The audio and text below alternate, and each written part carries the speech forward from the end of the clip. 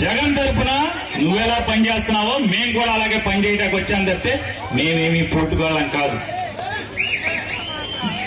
ఇవాళ జగన్ దగ్గర అధికారం లేకపోవచ్చు, ఇవాళ జనాలకి మోసపు మాటలు చెప్పను, లేదా కొంతమంది చెప్తున్నట్టుగా ఈవీఎంల మిషన్లో మోడీ గారు మీరందరూ కలిసి మాయ చేశారో మాకు తెలియదు. కానీ ఏదో రకంగా జగన్ దగ్గర అధికారం లేకపోవచ్చావు కానీ జనం బలం మాత్రం జగన్మోహన్ రెడ్డికి ఉండలేదు. చాటి చెప్తున్నారు ఇవాళ ప్రకాశం జిల్లాలోని ప్రతి వైఎస్ఆర్ కాంగ్రెస్ పార్టీ కుటుంబ సభ్యులందరూ కూడా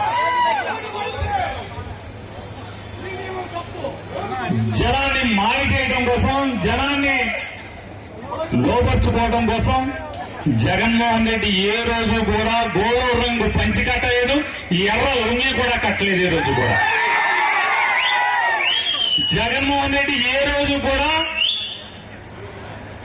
నాకు మతం లేదు, నాకు కులం లేదు అని మొన్న చెప్పి ఇవాళ నాకు కులం ఉంది, మతం ఉంది అని చెప్పని ఇవాళ డ్రామా మాటలైతే జగన్మోహన్ రెడ్డి మాట్లాడలేదు. నిజాయితీగా, నిక్కచ్చిగా, నికార్సుగా, దమ్ముగా తనేంటో బహిరంగంగా ఒక మాట మీద నిలబడ్డాడు. పదవుంటే పోతే మనిషిగా బతకాలి కదా మనం. అధికారం ఉంటుంది పోద్ది. చంద్రబాబు నాయుడు గారికి అధికారం శాశ్వతంగా ఉందా?